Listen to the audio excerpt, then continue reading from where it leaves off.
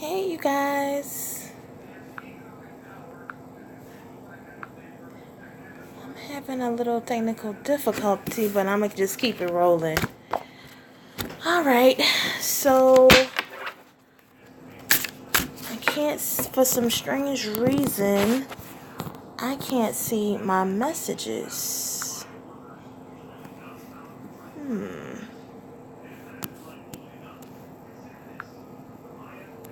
The microphone.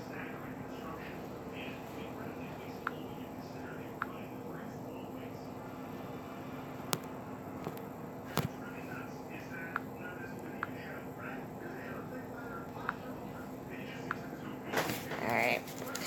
Technical difficulties, but I'm going to keep going anyway.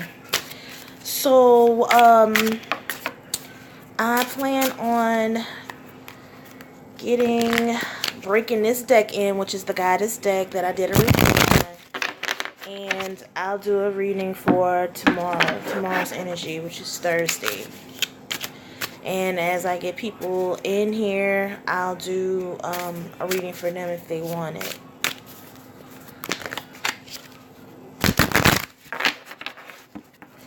Okay, so the energy for tomorrow. 2, High Priestess. I love this card. It's beautiful.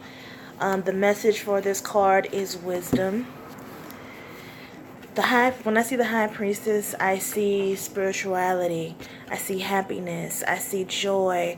I see elevation of vibration. Like, there's a mountain in the background and she's in front of it playing her instrument. So to me, I feel like she's creating her reality. She's creating and manifesting her reality. I feel like the mountain in the background represents maybe obstacles, opposition, things that she had to go through, conflict. But even though those things occurred, she's in front of it. So in other words, she's not letting those things get the best of her. So definitely this card is a card of, not letting obstacles get in your way, perseverance, shaping that reality. So this is a very beautiful card, the High Priestess. And the goddess that represents it is Sarasvati. Hey, Champagne, how you doing, love? Would you like a reading? I was just talking about this card. And this card represents the energy for tomorrow. So it's the High Priestess. And I was just saying how, the High Priestess represents the elevation of your vibration. And just, even though there are obstacles, persevering. Okay, Champagne, do you have a specific question, or do you have...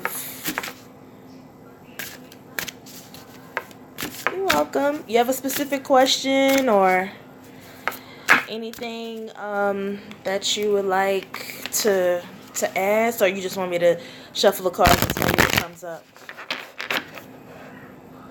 Yes, about this guy friend. Okay. And I'm on Facebook, Kamaria Onyx. I would love for you to give me a review. Alright, his intentions. Okay.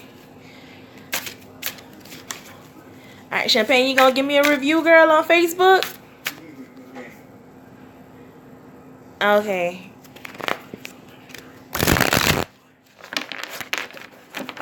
Alright.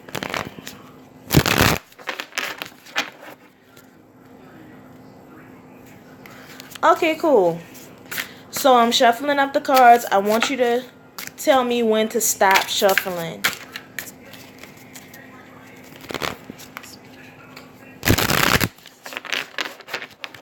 Tell me when to stop shuffling, Champagne.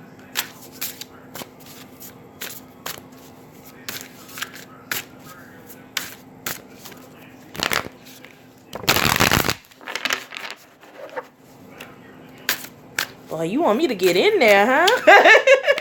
You ain't tell me to stop. Oh, stop. Okay.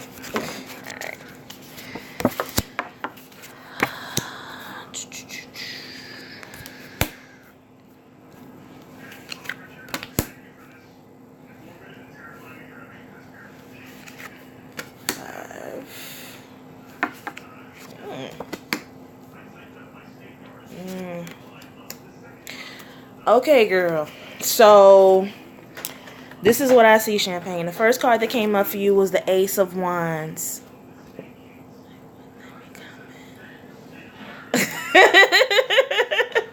I know, I'm just having all kind of technical difficulties, Champagne. I don't know what's going on.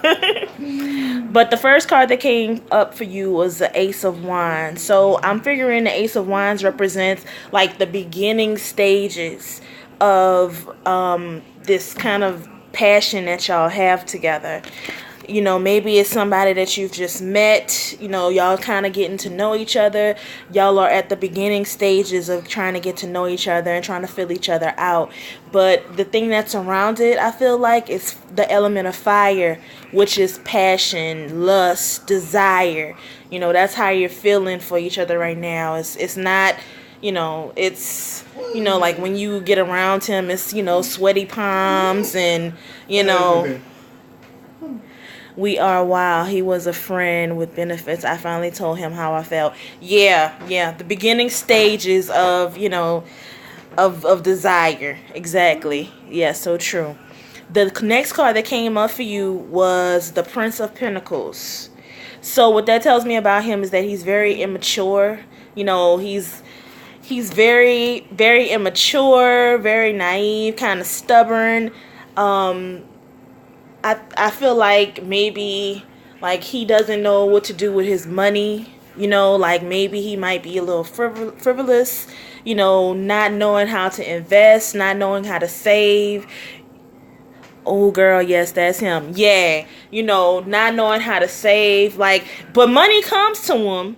He has the ability to make money, but it's just like, you know, he might be hardworking and dedicated to his job, but he's just so frivolous. Like, he got to get the new J's, or, you know, he got to be, he spends his money frivolously and doesn't really have a plan with what he wants to do with his money. So, you know, that's the kind of energy that's around him. Not really knowing how to invest, how to save, but he's just, you know, kind of like immature with his money. But it comes to him. He ain't broke. He's not broke. He has the ability to make it, but he's just, you know, stuck in his ways when it comes to his money, of being immature like that. The Four of Pentacles. This is the Four of Pentacles. Now, when I see this card, like, there's a beautiful lady and she has her Four of Pentacles. Like, I feel like the Four of Pentacles usually represents, you know, I think he's the type of person that maybe had like a happy family life. You know, he's very, like I said, he's hardworking. He's hardworking. Money comes easy to him. You know, things kind of manifest to his betterment. Like I said, happy family life. He's not really, you know, struggling financially. It just, money just kind of comes easy to him. Does that sound like him? Okay. But the next card that came up was the Eight of Swords. And what the Eight of Swords tells me about him is that he doesn't want to be in a situation where he's tied down. Like, I feel like a relationship to him is him being tied down. And I don't think he wants that. You know, he doesn't want to feel like he's tied down to anything or anybody. I think he's more of, you know, the free type. You know, being tied down is just, you know, not what he's looking for. Or maybe it's the fact that he's in a relationship where he feels like tied down, maybe to responsibilities, maybe to his job, maybe to his family. It is his It is his, like that he keeps giving me mixed signals. Oh, okay. Okay. Yeah. Yeah. I think maybe he might be afraid of commitment. Like with this card, and then the next card that's next to it, I feel like he's afraid to commit. He's not right now. His mind frame is just about his coins. It's really not about love or about, getting intimate on that level with anyone. I think right now his focus is just about, having fun, passionately, and just his money. He's not focused on a relationship because, like I said, he doesn't want to be tied down. And the next card to kind of give you the, why I feel like that is the Two of Cups. So it's tied down to relationships. This is love. Like, even though y'all have a lot in common, and the sex might be bomb, it's just he doesn't want to be tied down right now. The card that's ahead of you is the Seven of Swords. So this card is telling you, and this is ahead of you. This is something that might happen. Okay, this is something that might happen in the future. The Seven of Swords represents, a conflict. It represents maybe y'all might get into an argument. Maybe y'all, might get into a fight. It represents someone winning a battle, but not really caring about the person's feelings that is around the situation. So that could be, him. That could be y'all two getting into an argument and him not caring about your feelings, or maybe a situation where you don't care about, his feelings, and it's just like a win for one of the people, for either you or him, but it's like it's in vain, because y'all don't care about each other's feelings. So I want you to be mindful. I want you to be mindful of that. And then what's behind you is the Five of Staffs, and again, this means conflict. It means opposition of energies. So, conflict might be around the situation, but, just kind of be strong. I hope that reading helped. And I want you to give me a review on Facebook, Kamaria Onyx.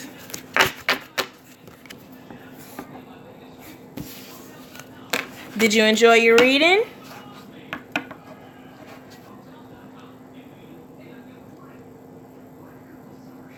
Oh no, that sucks. Okay, thank you so much. I will for sure. Thank you. Well, I think you're the only one in here. Did you have another question?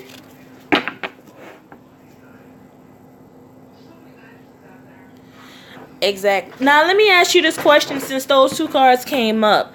Like, do you feel like he's the type of person that has to have his way?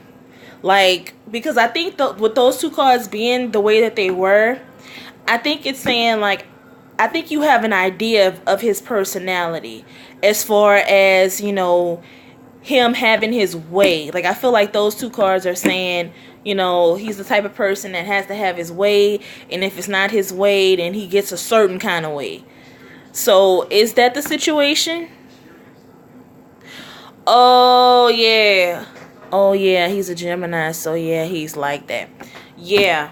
Yeah. And I think that's where the conflict is going to be. I think that's where the conflict is going to be. I think you're more independent minded in that. You know what I'm saying? Like, I feel like, you don't, like, maybe, it could be a middle. Yeah, okay, yeah. That's more independent minded. You're a Leo, so it's kind of like you stand, you have a very strong, a strong personality, and it's like, it's kind of hard to have a strong personality when you have, someone in a relationship with someone that only sees things his way. You know what I'm saying? I think that's where the conflict might be.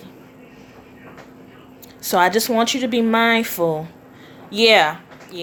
I just want you to be mindful of those two cards, and just, see how things play out. Because a relationship is not about, you having your way. It's about compromise.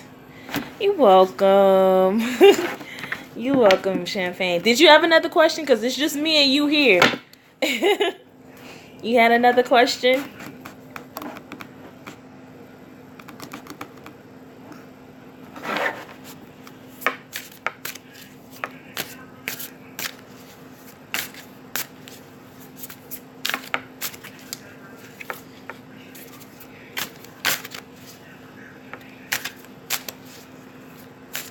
You had another question, Champagne, or?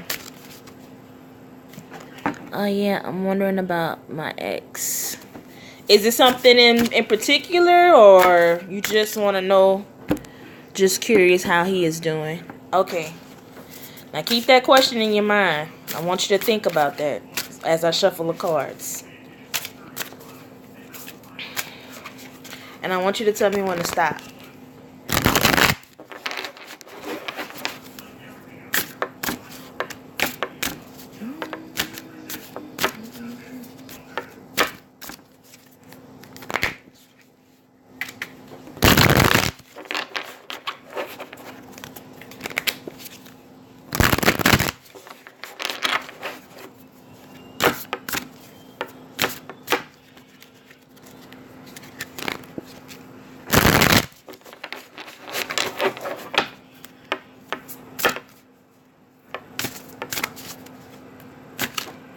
Tell me whenever you want me to stop. Okay. And this is about your ex. Ooh.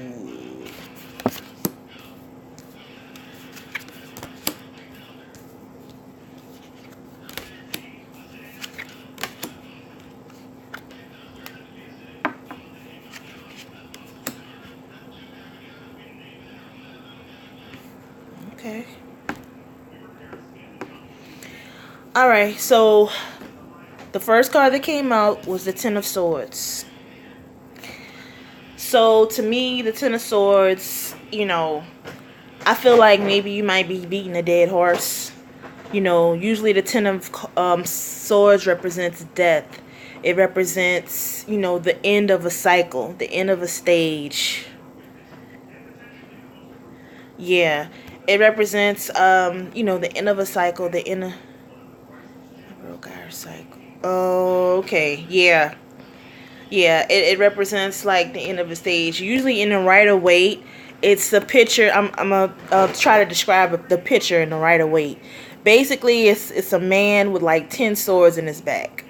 So it represents death. It represents the end of a cycle. It represents, it represents the end of a cycle, but it also represents the beginning. Maybe this cycle ended, but it's also the beginning of something new, because sometimes in life you have to let go of, the old so that you can make way for the new. You can't go into another relationship still holding on to the other one. You have to kind of be free of it. So it just represents the ending of a cycle. This card represents him. This is the King of Wands. So his personality is, yes, I let go finally of him. It was a challenge, but I finally did. Yeah. Okay. So the King of Wands, this is his personality. Basically, he's full of energy, full of vitality. He's kind of like a Shango. Every time I see this card, I think of like a Shango energy. Like someone that's very confident, full of himself. When he goes into a room, he turns heads. He's very full of himself. Okay, yeah. He's very full of himself, very confident, almost to the point of arrogance. What sign was he? Was he like a fire sign?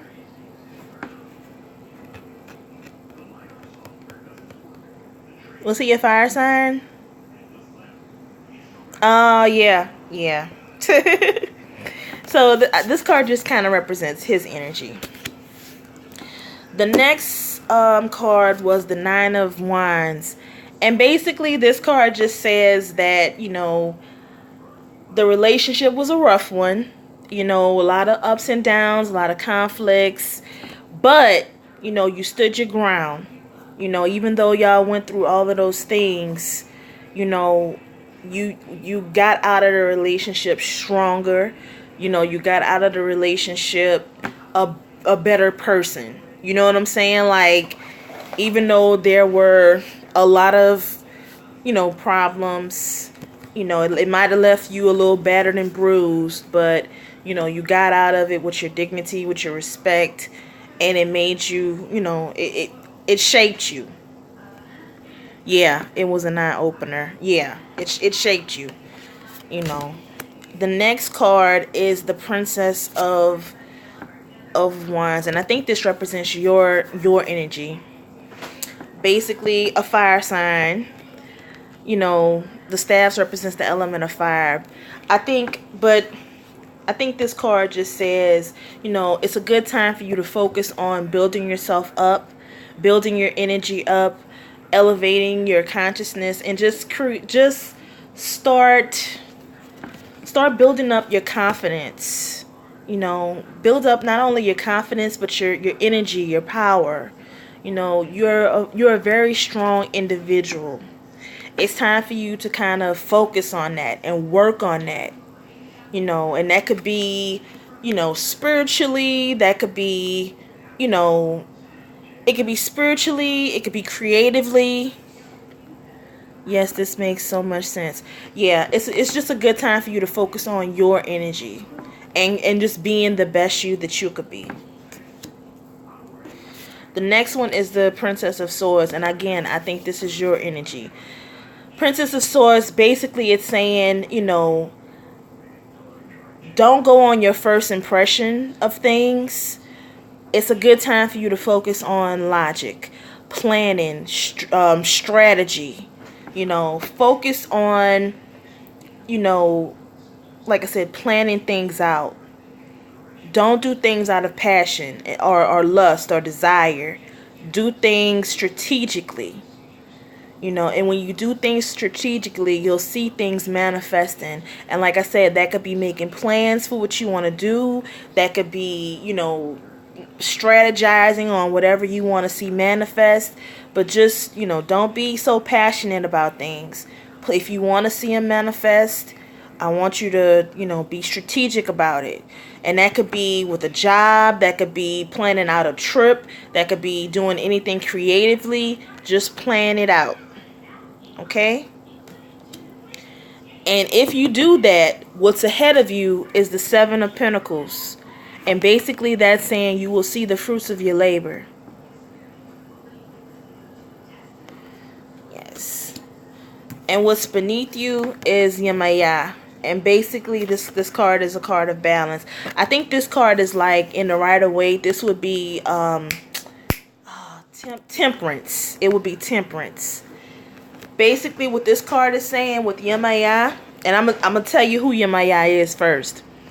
Yemaya represents the Orisha of the sea. You know, she's the Orisha of the sea. She's the mother of all Orishas. You know, basically she represents healing. You know, people go to her for healing, stability. You know, it's a good time for you to pray for stability, to pray for balance in your life. You know, you've been through this situation and past situations that you need to start healing from so that you could go on to attract better for yourself. So, you know, I don't know your spiritual path or your spiritual walk, but it's a good time for you to meditate, for you to pray, you know, light candles, whatever your spiritual path is. I want you to focus on bringing balance into your life. You know, and while you're doing this, you know, separate yourself from people that might bring your vibrations down. Separate yourself from distractions. That could be your phone. That could be, you know, people in your life that might bring you down. Separate yourself. And it could be a day. It could be 2 days. It could be a week. But focus on replenishing your energy so that you could work on healing you. All right. I hope you enjoyed that. That was your reading. What you thought about it? Do you feel like it helped? Let's see what the comment is. Do you feel like it helped, or that it that it, talked about what was going on about you?